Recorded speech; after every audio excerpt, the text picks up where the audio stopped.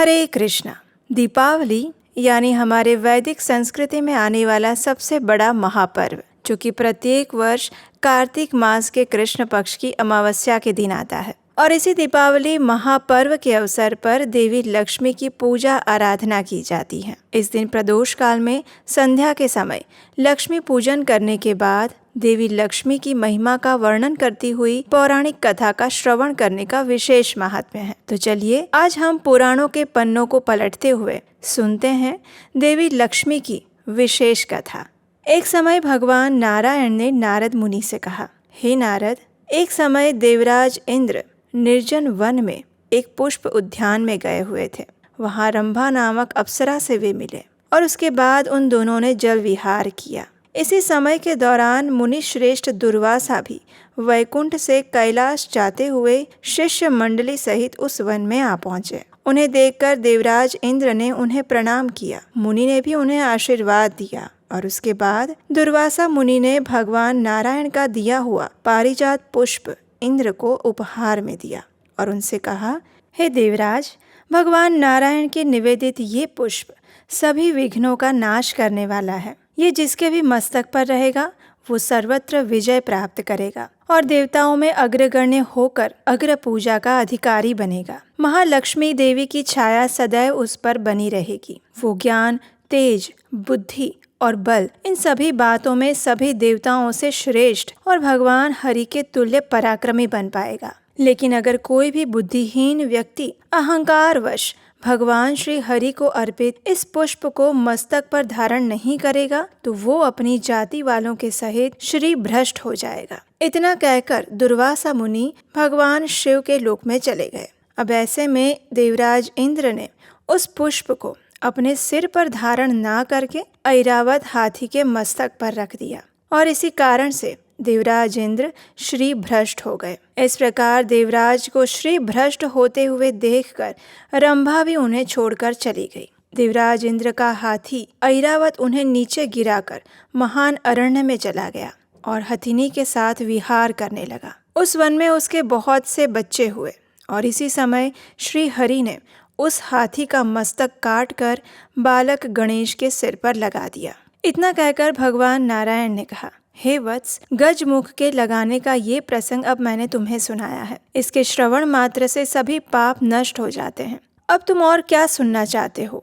ये बताओ। तो नारद मुनि ने कहा, हे प्रभु, किस ब्रह्म शाप के कारण वे सभी देवता श्री भ्रष्ट हो गए थे और बाद में किस प्रकार उन्होंने उन जगत जननी महादेवी लक्ष्मी को प्राप्त किया और उस समय देवराज इंद्र ने क्या किया। अगर आप उचित समझे तो उस परम दुर्लभ गोपनीय रहस्य को भी मुझे बताएं। नारद मुनि की ये जिज्ञासा सुनकर भगवान श्री हरि ने कहा, हे नारद, जिसकी बुद्धि अत्यंत मंद हो चुकी थी, जो श्री से भ्रष्ट होने के कारण जिसके ऊपर दीनता छाई हुई थी और जिसका आनंद नष्ट हो चुका था, वह देवराज इंद्र गजेंद्र और रंभा से पराजित होकर अब वापस अमरावती में गया। वहां जाकर उसने देखा कि उसकी पुरी में अब आनंद और उत्सव का कोई नामो निशान नहीं रह गया था। वो स्वयं दीनहीन बन चुका था और बंधुओं से हीन होकर शत्रु वर्ग से अचानक भर गया था। उसने देखा कि उसकी राजधानी पर शत्रुओं ने आक्रमण कर दिया था और तब दूत के मुख से सारा वृत्तांत सुनकर देवराज इंद्र अपने गुरु बृहस्पति के घर गए और फिर गुरु तथा देवगणों के साथ वे ब्रह्मा की सभा में पहुंचे।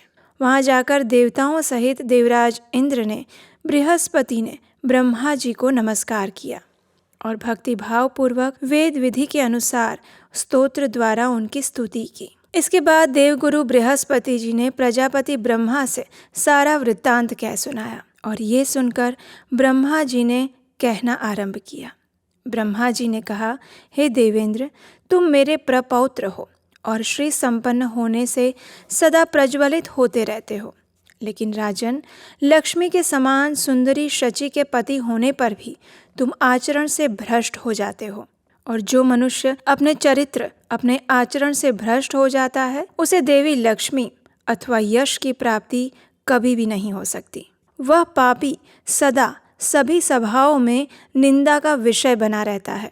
रंभा ने तुम्हें दुर्बुद्धि बना दिया था और इसी कारण तुमने दुर्वासा मुनि द्वारा दिए गए श्री हरि के नैवेद्य समान उस पुष्प को गजराज के मस्तक पर डाल दिया। और अब तुम स्वयं देखो, सबके द्वारा भोगी जाने वाली वो रंभा कहाँ है और श्री से भ्रष्ट हुए तुम कहाँ हो, जिसके कारण तुम्हें लक्ष्मी से रहित होना पड़ा। वो रंभा भी तुम्हें उसी क्षण त्याग कर चली गई थी। वह धनवानों को ही पसंद करती हैं, निर्धनों को नहीं। प्राचीन प्रेमी का तिरस्कार करके नए नए नायकों को खोजती रहती हैं। लेकिन वत्स, कोई बात नहीं, जो बीत गया वो तो चला ही गया है, क्योंकि बीता हुआ कल वापस नहीं आता। लेकिन अब तुम देवी लक्ष्मी को प्रसन्न करने के लिए भक्ति पूर्वक भगवान नारायण का भजन करो। इतना कहकर ब्रह्मा जी ने नारायण परायण होकर देवराज इंद्र को जगत के सृष्टा श्री हरि का स्तोत्र, कवच और मंत्र प्रदान किए। और तब इंद्र सहित सभी देवताओं तथा गुरु बृहस्पति के साथ मिलकर पुष्कर में जाकर अपने अभिप्सित मंत्र का जप करने लगे। कवच ग्रहण करके उसके द्वारा श्री हरि की स्तुति में तत्पर हो गए। और इस प्रकार देवराज इंद्र ने पुण्यदायक शुभ भारतवर्ष में 1 वर्ष तक निराहार रहकर देवी लक्ष्मी की प्राप्ति हेतु लक्ष्मीपति की सेवा की। देवराज इंद्र की तपस्या से प्रसन्न होकर श्री हरि ने उनसे मनोवांछित वर और लक्ष्मी का स्तोत्र, कवच और ऐश्वर्यवर्धक मंत्र प्रदान किए। अब ये सब कुछ देखकर श्री हरि वापस वैकुंठ लोक में चले गए और देवराज इंद्र क्षीर सागर पर पहुंचे। वहां उन्होंने कवच धारण किया और स्तोत्र तथा स्तवन द्वारा देवी लक्ष्मी को प्राप्त किया। तत्पश्चात देवराज इंद्र ने शत्रुओं को जीतकर अमरावती को अपने अधिकार में कर लिया। और इस प्रकार सभी देवता एक एक करके अपने इच्छित स्थान को पुनः प्राप्त कर पाए। भगवान श्री हरि के इस प्रकार कहने पर नारद जी के मन में एक और जिज्ञासा प्रकट हुई। उन्होंने भगवान से पूछा, हे तपोधन, लक्ष्मीपति श्री हरि ने प्रकट होकर इंद्रदेव को महालक्ष्मी का कौन सा स्तोत्र और कवच प्रदान किए थे, कृपया वो भी बताएं। तब नारायण ने कहा, हे नारद, जब पुष्कर में तपस्या करके देवराज इंद्र शांत हो गए, तब उनके क्लेश को देखकर स्वयं श्री हरि वहां प्रकट हुए। और भगवान ऋषिकेश ने इंद्र से कहा, हे देवराज, तुम अपनी इच्छा अनुसार वर मांग सकते हो। तब देवराज इंद्र ने लक्ष्मी देवी को ही वर रूप में वरण किया और श्री हरि ने हर्षपूर्वक उन्हें प्रदान किया। वर देने के बाद ऋषिकेश ने जो हितकारक, सत्य, सार रूप और परिणाम में सुखदायक थे, ऐसे वचन कहना आरंभ किया।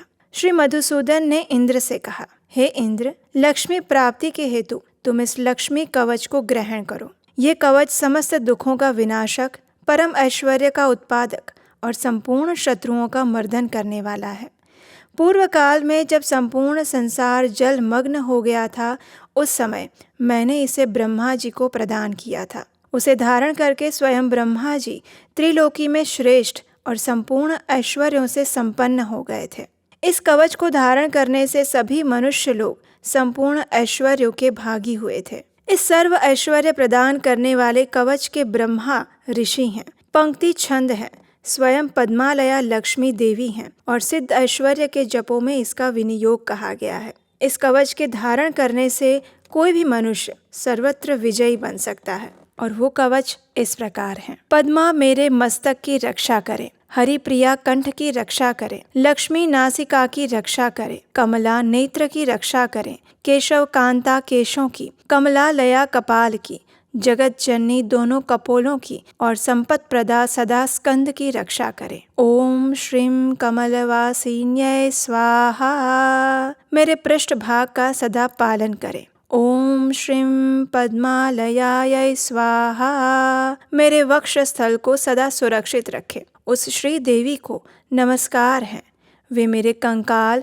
तथा दोनों भुजाओं को बचाएं। ओम ह्रीं श्रीं लक्ष्म्यै नमः, चिरकाल तक निरंतर मेरे पैरों का पालन करे, नितंब भाग की रक्षा करे, मेरे सर्वांग की सदा रक्षा करे, सभी ओर से मेरा पालन करे। हे वत्स, इस प्रकार मैंने अब तुम्हें इस सर्व ऐश्वर्यप्रद नामक परम उत्कृष्ट कवच का वर्णन किया है। ये परम अद्भुत कवच संपूर्ण संपत्तियों को देने वाला है। जो मनुष्य विधि पूर्वक भगवान और गुरु की अर्चना करके इस कवच को गले में अथवा दाहिनी भुजा पर धारण करता है, वो सबको जीतने वाला हो जाता है। महादेवी महालक्ष्मी कभी भी उसके घर का त्याग नहीं करती, बल्कि प्रत्येक जन्म में छाया की भांति उसके साथ रहती हैं। जो भी मंद बुद्धि मनुष्य इस कवच को बिना जाने ही लक्ष्मी जी की भक्ति करता है, उसे 1 करोड़ जप करने पर भी मंत्र सिद्धिदायक नहीं होते हैं।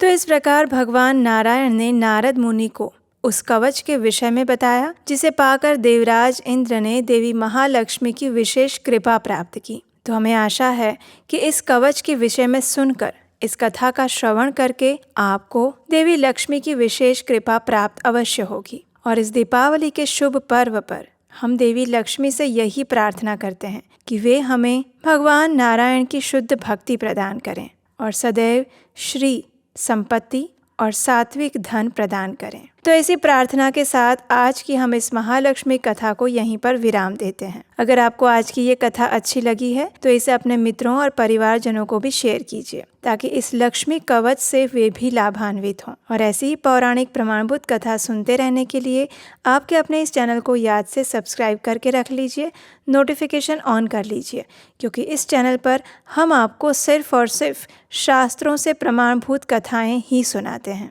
इसे अपने मित्रों और परिवारजनों को भी शेयर कीजिए। और हम आपसे मिलेंगे इस कार्तिक मास में विशेष पर्व आदि उपलक्ष्य में ऐसी ही प्रमाणभूत पौराणिक कथाओं के साथ बहुत जल्द। हरे कृष्णा।